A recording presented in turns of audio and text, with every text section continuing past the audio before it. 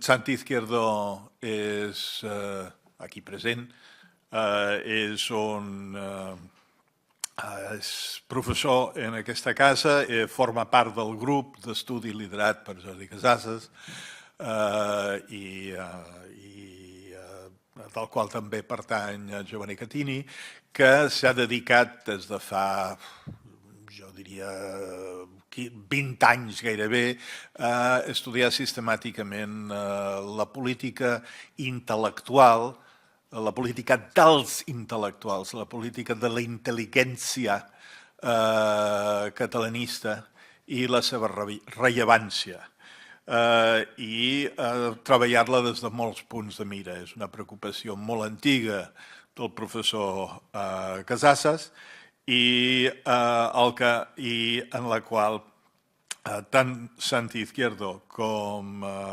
Giovanni Catini han plantejat treballs diversos. Per tant, sense allargar-me més, el procés constitutiu de la Mancomunitat és el que ens presenta Santi Izquierdo, que és autor de nombrosos llibres i estudis sobre personatges i temes del període de les primeres dècades, sobretot les primeres 2 dècades del segle XX a Catalunya. I és una persona que per el pes de les seves obres no necessita massa més presentació. Santi, quan tu vulguis. Molt bé, moltes gràcies, Enric. Abans de començar, de totes aquestes nombrosíssimes obres que he publicat no n'he venut ni un exemplar. Per tant, no necessitaré presentació, però llibres que no s'han venut. Dit això, i per tancar una miqueta el gel, gràcies en especial a l'amic Josep Pich per haver-me convidat a venir aquí a explicar-vos, com deia l'Enric, aquest procés constitutiu de la Mancomunitat. Abans de fer-ho, voldria, si em permeteu, també en aquest to una mica distès, agrair a alguns dels meus estudiants que veig aquí a l'aula que han decidit venir a sentir-me, tot i que els vaig dir que no ho fessin. No només m'haureu de patir dilluns i dimecres a l'aula, sinó que a més m'haureu de patir ara, aquesta mitja horeta llarga, en la qual us explicaré, gràcies per venir, en la qual us explicaré com arribem a la Mancomunitat de Catalunya. Tots ho sabem, 1914, l'abril del 14, comença a funcionar aquest invent de la Mancomunitat de Catalunya, però com s'hi arriba a aquesta constitució definitiva de la Mancomunitat? Doncs s'arriba després d'un llarg camí, un llarg camí que ha començat uns quants anys abans, 1907, si voleu, per posar una data, que és quan, a través dels conservadors d'Antoni Maura, es tira endavant el projecte de llei d'administració local que preveu per primera vegada, de forma més o menys explícita, aquesta possibilitat de que les diverses diputacions provincials puguin arribar a mancomunar-se. Per tant, 1907 podria ser, si voleu, una de les dates inicials per posar en marxa tot aquest procés que després quallarà l'any 14 sota aquesta forma de Mancomunitat de Catalunya. Un camí difícil entre el 7 i el 14, un camí llarg, no tan cronològicament parlant, sinó per les dificultats que hi haurà per fer aquesta vertebració definitiva de la Mancomunitat, un procés que es veu molt condicionat i molt sovint negativament condicionat per la inestable situació política espanyola, els canvis de govern. Alguns dels protagonistes ja s'han esmentat abans, Canalejas, Romanones, Moret, Maura, cadascun dels quals representants d'aquestes capelletes i d'aquestes faccions dels dos grans partits, els dinàstics, conservadors i liberals, que viuen o accepten amb més o amb millor o pitjor predisposició a aquest projecte de mancomunitats. El més freqüent és que durant tota aquesta etapa els diferents governs dinàstics posin molts pals a les rodes, aquestes reivindicacions catalanes i catalanistes de vertebració d'un projecte de mancomunitat. Per tant, un procés llarg i dificultós en aquest sentit que us plantejo, no tant des d'un punt de vista cronològic, però sí des del punt de vista de les dificultats moltes i reiterades que els diferents governs espanyols, diguem-ho així, posaran aquesta possibilitat.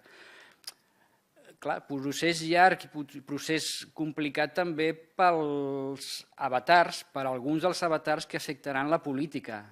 més catalana, per dir-ho així. Solidaritat Catalana, la Setmana Tràgica, l'any Nou, aquest paper hegemònic de la Lliga que hem vist abans en la ponència de l'Isidre Moles, que no és tan hegemònic, per tant, un procés que es veu afectat tant des de dins com des de fora i que arribarà a vertebrar-se de forma definitiva al 1914. Comencem pel començament, 1907. Aquest projecte de llei maurista de reforma de l'administració local que preveu tímidament aquesta possibilitat que us plantejava abans, aquesta possibilitat de que les diputacions provincials puguin arribar a mancomunar-se. Prat de la Riba fa seu aquest missatge i decideix posar fil a l'agulla i decideix aprofitar aquesta escletxa que ofereix el sistema per efectivament fer això, treballar en aquesta línia, que les 4 diputacions provincials catalanes puguin arribar a mancomunar-se. Prat de la Riba és segurament el principal motor inicial d'aquesta idea. No l'únic, però sí el principal, s'ha dit abans aquí. Prat de la Riba és un dels grans, des del punt de vista ideològic i també des del punt de vista polític. Un Prat de la Riba molt actiu també políticament, amb un pes i amb un prestigi molt evident que posa al servei d'aquesta causa col·lectiva. Per tant, Prat de la Riba que fa seva aquesta idea i comença a treballar en aquesta línia de tirar del carro, si em permeteu que ho digui així, d'aquesta possibilitat i fer que les altres diputacions catalanes, comandades des de la Diputació de Barcelona, puguin arribar a mancomunar-se. Un cop Prat de la Riba fa explícita aquesta possibilitat, ja es topa d'entrada amb la intransigència de bona part de la classe política espanyola, tant els liberals com els conservadors, especialment per part del nacionalisme espanyol més excloent, si voleu, o més ranci fins i tot, que no sembla massa disposat a admetre aquesta possibilitat. Per tant, d'entrada ja es preveu l'any 7 que això de les mancomunitats no serà un camí fàcil com passarà esdevenint-se finalment. En el camí, entre el 7 i el 14, hi ha tots aquests episodis que us deia abans, aquesta solidaritat catalana, l'any 1906-1907, aquesta mena de pacte interpartidista entre els diferents partits que ja hem vist abans que no són partits pròpiament dits, però per entendre'ns, entre els diferents partits polítics catalans que decideixen, 1906-1907, sumar esforços, bastir aquesta plataforma transversal del catalanisme i no catalanisme per intentar regenerar la política, sobretot a Barcelona, i que d'alguna manera també fa seva aquesta possibilitat de mancomunitat de les diputacions provincials. Per tant, una solidaritat catalana que també suma esforços i que intenta aplanar el camí, aquesta futura diputació de les diferents, o aquesta futura mancomunitat de les diferents diputacions provincials catalanes. El següent episodi en clau catalana que afecta aquest procés és la Setmana Tràgica, que marca el trencament ja gairebé definitiu de solidaritat catalana. Per tant, això de retruc afecta aquest projecte col·lectiu de mancomunitat de les diputacions provincials catalanes, que arran de la dissolució d'aquesta solidaritat catalana pateix una certa desacceleració, per dir-ho així. No tots els partits catalans ja veuen de la mateixa manera aquesta futura mancomunitat de Catalunya. A més, una Setmana Tràgica o els efectes o la repressió posterior a la Setmana Tràgica que s'endú per endavant Antoni Maura, arran de la repressió que posa en marxa el govern de Maura, que motiva en última instància la caiguda del govern conservador i per tant també la figura política de Maura, que és substituït per Canalejas, un altre d'aquests polítics del règim, un altre d'aquests polítics dinàstics, en aquest sentit, o en aquest cas d'un perfil més liberal, per dir-ho així, tot i que, obrim parèntesi, parlem de conservadors i liberals com si fossin dues forces totalment antagòniques o dos partits contraposats, quan en el fons i de forma molt genèrica, estem parlant de les dues cares d'una mateixa moneda, per entendre'ns, i segurament estic simplificant massa, però conservadors i liberals vol dir molt sovint el mateix, i vol dir el mateix en concret en aquesta qüestió del catalanisme polític, o de que Catalunya pugui tenir aquesta mena de govern més o menys, diríem, tot i que no és exacte, autonòmic. En aquest punt coincideixen tant conservadors i liberals. Un Canalejas que inicialment s'havia mostrat en contra del projecte de llei maurista perquè era patrocinat pels conservadors i Canalejas, com que era liberal, gairebé per qüestions de principis s'havia d'oposar a aquell projecte maurista i que ara, quan s'ha convertit en el successor de Maura, canvia la seva actitud i comença ja a veure Canalejas amb més bona predisposició a aquest projecte de mancomunitats, de futures mancomunitats de les diputacions catalanes. I aquesta és la situació, més o menys, i ara faig un salt en el temps, entre finals de l'any 9 i el 1911, mitjans del 1911,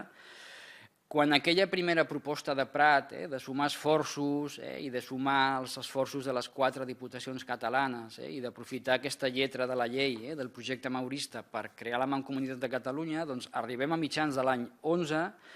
quan la Diputació de Barcelona, que s'havia erigit ja des del primer moment en el motor d'aquest procés reivindicatiu, doncs a mitjans de l'any 11 la Diputació de Barcelona presenta quina és la seva proposta de mancomunitat de les diputacions provincials i, per ser més exactes, presenta 2 propostes complementàries que no estan plantejant exactament el mateix model i que són 2. El 3 de maig hi ha una primera proposta de mancomunitat de les diputacions provincials i el dia 16 de maig hi ha la segona proposta que tira endavant o que intenta presentar la Diputació de Barcelona. Els integrants de les 2 propostes són més o menys, les forces integrants d'aquestes propostes són les mateixes. La del 3 de maig és avalada d'alguna manera pel poc que queda de la Unió Catalanista, per la Unió Federal Nacionalista Republicana, aquells republicans nacionalistes que l'any 4 marxen de la Lliga. És una proposta al darrere de la qual també hi ha la Lliga Regionalista i que té un objectiu segurament últim, que és treballar per a la proclamació d'una diputació única de les 4 diputacions, i la proposta del dia 16 de maig, en la qual hi ha un pes més clar de la Lliga Regionalista, és una proposta que no fan seves totes les formacions polítiques catalanes, que en el fons no diu o no proposa un model tan diferent a l'anterior, aquella diputació única. Aquesta proposta del dia 16 té un objectiu últim clar i és, llegeixo textualment, crear un organisme representatiu de les 4 diputacions catalanes, però, i aquí hi ha el matís, mantenint les 4 corporacions provincials. Aquestes són les 2 propostes que es presenten al maig del 1911. No li acaba de fer el pes a Prat de la Riba aquestes 2 propostes i demana que s'unifiquin, que es consensuïn i que es presenti una única proposta, i és això el que reclama Prat de la Riba el dia 18 de maig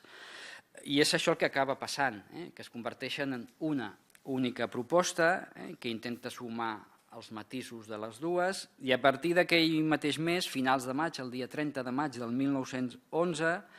la Diputació de Barcelona comença a discutir aquesta proposta i comença a debatre aquesta proposta que ja comença a comptar de forma explícita i ja d'entrada amb l'oposició dels larroxistes, d'aquell republicanisme que a començaments del segle XX havia ajudat a la Lliga Regionalista a regenerar la política barcelonina, a acabar, entre cometes, amb aquell caciquisme del qual ens parlava abans el professor Isidre Moles. Doncs en la sessió del dia 30 de maig la Diputació de Barcelona comença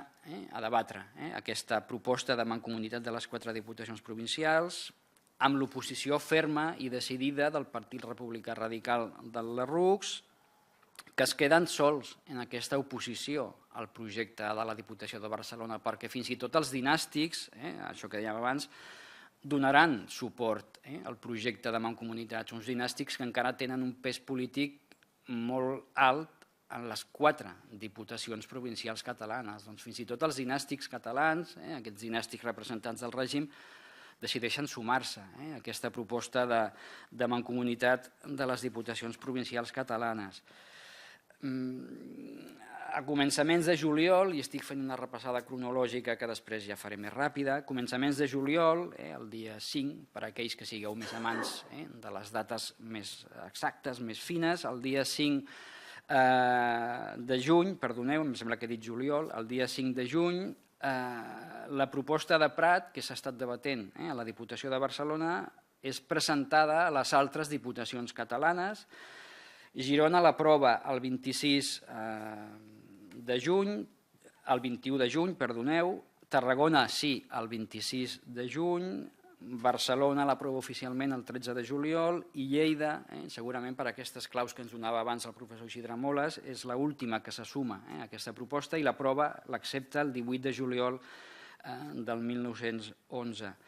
A partir d'aquí, què? Ja tenim un text de referència, ja tenim un text a partir del qual començar a treballar, un text que s'ha consensuat per les 4 diputacions catalanes, les 4 diputacions provincials, i a partir d'aquí, 20 de juliol, ara sí, ho he dit bé, el 20 de juliol del 1911 es comencen a polir aquestes bases. Polir què vol dir? Polir vol dir marcar quines són algunes d'aquestes potes que han de tenir aquestes bases o aquesta base de mancomunitat de les diputacions provincials catalanes. I tenen bàsicament 3 potes en les quals es vol treballar: beneficència, instrucció pública i obres públiques. Aquestes són les 3 qüestions, els 3 àmbits referencials per on ha de començar a treballar la futura Mancomunitat de Catalunya. Beneficència, instrucció pública i obres públiques. I la societat civil què? Doncs la societat civil se suma i ho fa amb força a aquesta proposta de bases, i quan diem la societat civil volem dir, i ara no seré exhaustiu, Cambra de Comerç, el Foment del Treball Nacional, l'Acadèmia de Legislació i Jurisprudència, el Cercle Artístic de Sant Lluc, el Centre Autonomista de Comerç, de Dependents del Comerç i de la Indústria, Unió Catalanista i molts ajuntaments, tants com 91 inicialment. Per tant, la societat civil fa seva aquesta proposta de bases i decideix donar aquest suport explícit, un suport que també fan explícit, ara ja de forma oberta, els dinàstics catalans, que ja havien acceptat d'entrada aquella proposta de Prat dels mesos anteriors, unes setmanes anteriors, i que ara decideixen també fer seu aquest projecte, com també el faran seu les altres formacions polítiques catalanes, no direm partits, les altres formacions polítiques catalanes. Especialment voldrien incidir en una, la Unió Federal Nacionalista Republicana, aquests nacionalistes republicans que surten escaldats de la Lliga Regionalista, per monàrquica, per conservadora, i que el 1904 decideixen emprendre un camí en solitari, que es convertirà l'any 6 en el Centre Nacionalista Republicà i el 1910 en la Unió Federal Nacionalista Republicana. Doncs aquests també sumen esforços, tot i que són els oponents polítics de la Lliga, perquè en part volen ocupar el mateix espai polític, un catalanisme polític evident, la Lliga més conservador i diria fins i tot més monàrquic, i aquesta afirmació és una mica estranya, mentre que els altres, la Unió Federal, un catalanisme molt més progressiu, molt més progressista, millor dit, i molt més o marcadament republicà. Doncs també aquests, la Unió Federal, fa seu aquest projecte que ha iniciat Prat de la Riba ja des del 1907, i ho fan segurament per 2 motius. Primer, per convenciment, perquè la Mancomunitat de Catalunya ja s'apunta com un futur instrument d'un cert autogovern, per tant, com una possibilitat real que el catalanisme polític avanci i que Catalunya comenci a disposar d'una primera institució d'autogovern i dos, fan seu aquest projecte perquè no poden fer una altra cosa, no tenen la força ni la capacitat per assumir el lideratge en aquest procés reivindicatiu de la mancomunitat i per tant d'alguna manera han de fer el paper de comparses i posar-se al servei de la Lliga Regionalista, la gran força més o menys hegemònica que sí està comandant aquest procés. Però en qualsevol cas és un suport sincer, el del nacionalisme republicà. Primer perquè no pot fer una altra cosa, però és que a més perquè entenen que és una proposta de mínims, no és el model que vol el nacionalisme republicà, que vol clarament trencar amb el règim anterior i treballar per a la proclamació d'una república, però sí que és un camí, una via d'autogovern, més o menys limitat, però és una via d'autogovern i, per tant, decideixen sumar esforços i treballar plegats amb la Lliga Regionalista i amb altres, també amb els dinàstics catalans, per a aquesta consecució definitiva de la mancomunitat de Catalunya. També és veritat que aquest suport que la Unió Federal Nacionalista Republicana dona al projecte pratià, diguem-ho així, genera un cert malestar dins dels sectors més esquerrans i més marcadament republicans de la Unió Federal Nacionalista Republicana, com podria ser Rovira i Virgili, Antoni Rovira i Virgili, que no veuen tants bons ulls aquest suport que el seu partit, en aquell moment el seu partit encara, que la Unió Federal Nacionalista Republicana està donant aquesta campanya que té un tint i té un color tan marcadament regionalista de la Lliga Regionalista. En qualsevol cas, finals del 1911, 17 d'octubre del 1911, aquestes bases en les quals s'ha estat treballant des de mitjans d'aquell any, des de mitjans de l'11, s'aproven, són presentades a Canalejas, que promet, són presentades a finals de l'11. El 8 de desembre del 1911, aquestes bases són presentades a Canalejas, que promet el què? Doncs que seran presentades a les Corts a partir del març del 1912 per a la seva aprovació definitiva. I aquí comencen, o aquí es reprenen una altra vegada els problemes que havia tingut aquest projecte ja des de l'any 1907, problemes en relació amb l'actitud dels partits dinàstics espanyols, aquella oposició evident, que a partir d'aquest moment, a partir del moment en què ja tenim unes bases i s'han de sotmetre a discussió a Corts, aquesta oposició encara es farà més evident, com veurem de seguida. Fins i tot dins del mateix Partit Liberal, això que deia abans el professor Isidre Moles, parlem de partit liberal i parlem de partit conservador com si fossin monolítics o com si no hi hagués diferents partits liberals en petit dins del partit liberal o el mateix en el cas del partit conservador. Doncs Canalejas tindrà problemes seriosos per convèncer algun dels seus, que en realitat no són tan seus, però com a mínim nominalment formen part del seu partit, doncs Canalejas tindrà dificultats molt evidents per convèncer els seus que s'ha d'acceptar aquesta proposta de bases, que s'ha de sotmetre a discussió a les Corts i que finalment s'han d'aprovar. Per tant, el Partit Liberal, que en la seva totalitat no admet aquesta possibilitat, i els conservadors el mateix. Aquests perquè són tan anticatalanistes com els liberals i perquè, a més, estan fora del govern i, per tant, per fer la guitza al partit del govern, com sempre, hem de dir que no sistemàticament a qualsevol proposta provinent del partit de govern. En qualsevol cas, després de discussions bastant tenses i d'alguns problemes que després, si de cas, podem ampliar, a mitjans de l'any 12, una mica més tard del que s'havia previst, 25 de maig del 1912, el ministre de Governació, Antonio Barroso, presenta el projecte de llei de mancomunitats provincials al Congrés, però, caram, bastant retallat respecte a les bases inicials que s'havien presentat per part de les 4 diputacions catalanes, per aquelles bases aprovades el 1911, que passen als sedars del Congrés i que surten d'allà bastant retallades. Doncs aquestes noves bases retallades, i sensiblement retallades, són les que es comencen a sotmetre a discussió al Congrés. amb la lògica preocupació de Prat de la Riba, i els altres que demanen que es torni al projecte original. Es presenten diferents esmenes per part dels diputats catalanistes, diguem-ho així de forma una mica barroera, que exigeixen al govern que torni a recuperar el projecte original. Hi ha instàncies de Prat de la Riba que ordena als seus, Lliga Regionalista, i els que no són seus, Unió Federal i d'altres, que presentin totes les esmenes que calgui per recuperar el projecte original. Això no passarà, tirarà endavant el projecte retallat pel Congrés, fins que un mes després, el 28 de juny del 1912,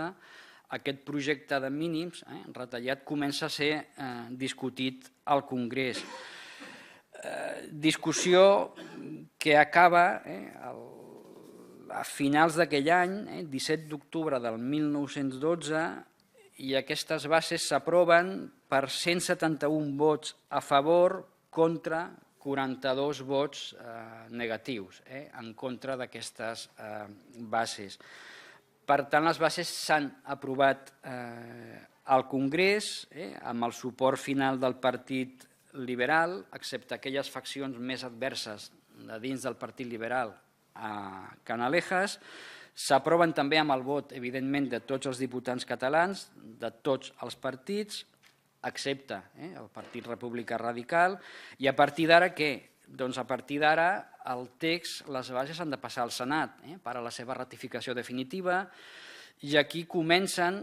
o es reprenen una altra vegada, no és un començar de nou, sinó és reprendre's una altra vegada els problemes. Què passa? Passen diverses coses. Primer, el 12 de novembre del 12, el senyor José Canalejas, per tant, un dels principals valedors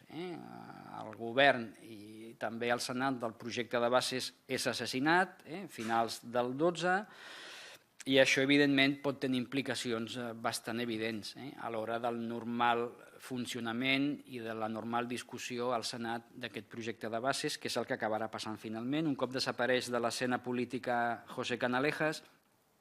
és substituït per un d'aquells cacics de tota la vida, l'Álvaro de Figueroa i Torres, el comte de Romanones, que ha d'assumir l'herència política de Canalejas i que, per tant, també ha d'assumir aquest projecte de mancomunitats, un projecte tan incòmode per segons qui. L'ha de fer seu, però el fa seu sense excessives conviccions, fins al punt que Romanones comença a aplicar una política clarament obstruccionista en la discussió d'aquest projecte de bases, o no tant en la discussió d'aquest projecte de bases com en la seva aprovació definitiva per part del Senat. Hi haurà 6 mesos de dilacions, durant els quals el projecte queda més o menys aturat, fins que a mitjans de l'any 13, el 3 de juny del 1913, el projecte es torna a debatre al Senat. Hi ha molta dificultat per anar aprovant els diferents articles d'aquest projecte de bases. Només una constatació: per aprovar l'article primer es farà amb 111 vots a favor i 97 en contra. Per tant, una discussió bastant complexa, però com a mínim s'aprova aquest article primer per aquesta diferència, 111 sí contra 97 no, i a partir d'aquí calia anar aprovant la resta dels articles, però un altre d'aquells problemes endèmics de la política espanyola: mitjans de juny, nova crisi ministerial, ja no sé per quina crisi anem, la segona, la tercera, la quarta, la sisena, una nova crisi ministerial que es tradueix en què? Que es tradueix en allò que era tan habitual al període, la suspensió de les sessions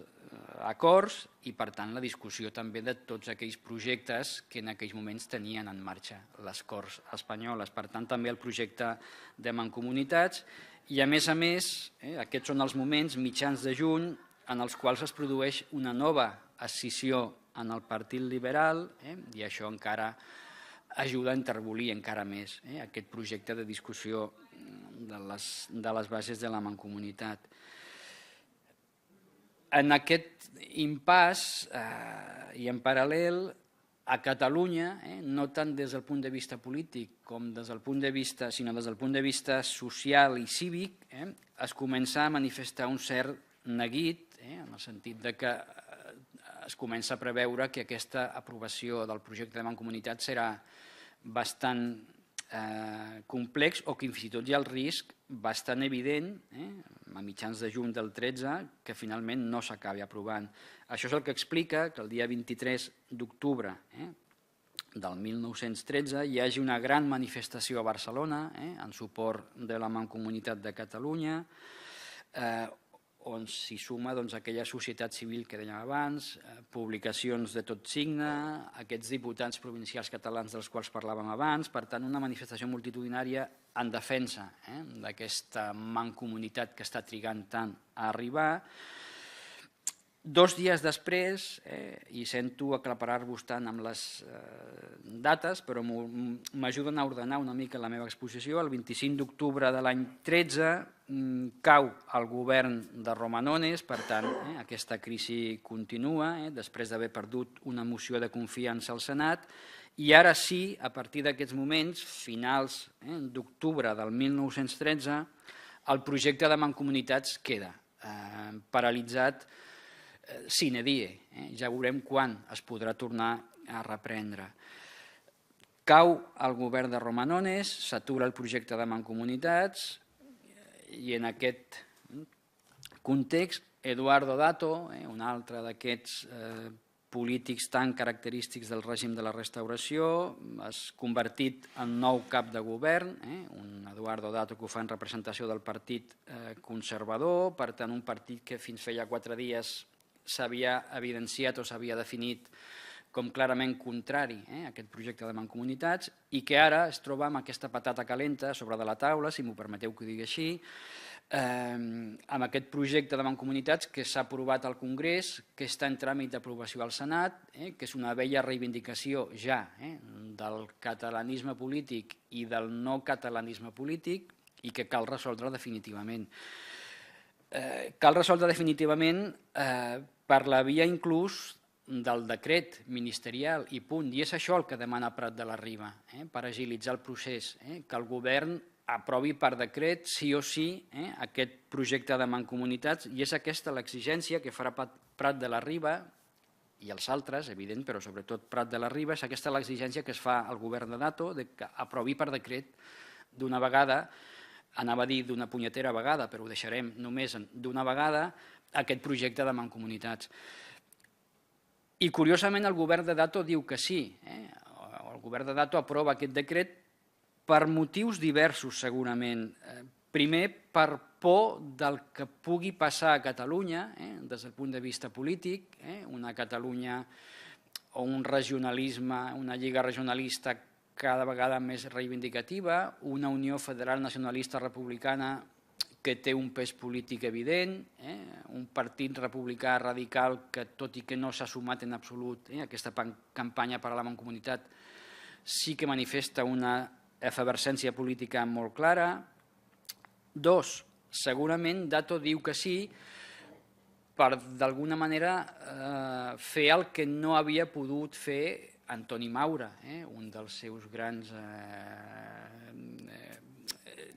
companys de viatge en el Partit Conservador, que Dato segurament també a l'hora d'admetre aquesta possibilitat i d'aprovar aquest decret hi ha aquesta raó, de fer el que no ha pogut fer Antoni Maura. 3, diu que sí segurament per fer la guitza o per desbancar els liberals,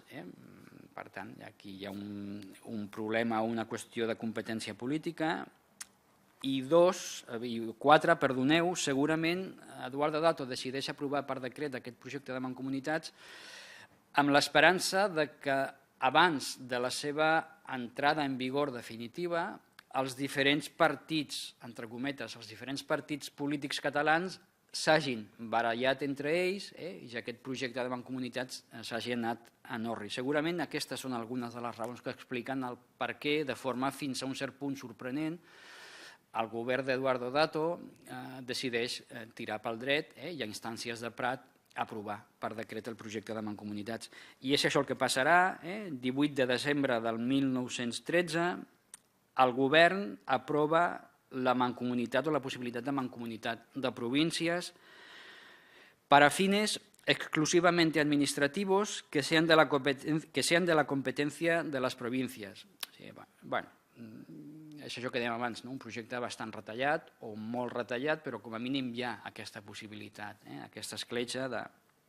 torno a repetir, para fines exclusivamente administrativos que sean de las competencias